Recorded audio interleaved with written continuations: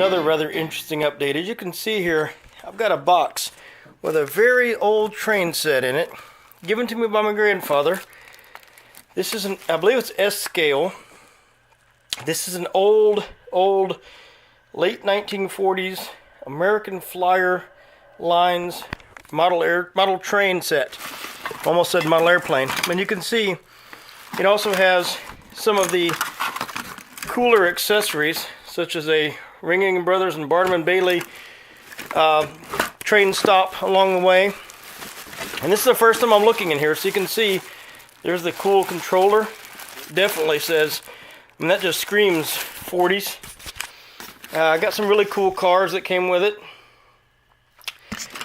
Some really cool stuff in here. And this is his old train set. Obviously, his train set from back in the 40s. Also came with all these tracks, and you can see these railroad tracks are definitely different than the ones that we use today. These are very large, very heavy duty, solid train tracks. Has all the parts and stuff in here. Even has the original box with all the details on what to do, how to set it up, and what to do with it and all this stuff. And you can see that it's a pretty old setup here, but it's all still original. The instructions sadly have not survived very well. They're pretty worn out. I guess that's just kind of, one of the things that happens when it's got age. In fact, he hasn't even looked at this since, as you can see, this newspaper doesn't even exist anymore. Wednesday, 1993, this Houston Post is what this is marked. That newspaper hasn't existed in, gosh, I don't know, a number of years now. But thought it was a cool little train set for those of you that are into train sets, which I admit I'm not a huge train set guy, but I like this crane that came with it.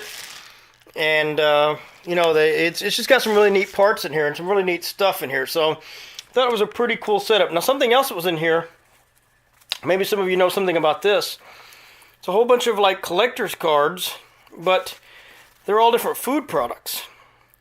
Now, I don't know if these are actually signs that are supposed to be put in, like, maybe in one of these, maybe there's a sign, like a billboard type sign, maybe they put them in. That's the only thing I can think of, is if maybe there are a billboard sign somewhere in this collection of different stuff. But if you know anything about these trains, I'd appreciate your comments and let me know what you know about them. But this is a really heavy duty train. I mean, solid. Obviously all made of metal.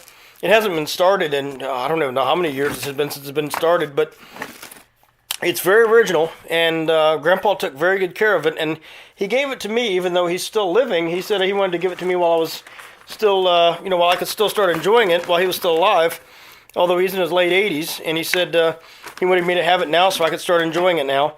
So, if any of you guys know anything about these old train sets, you want to let me know about it, please let me know what you know about it. But it's definitely made by the A.C. Gilbert Company in New Haven, Connecticut. That's from what I can gather from the paperwork.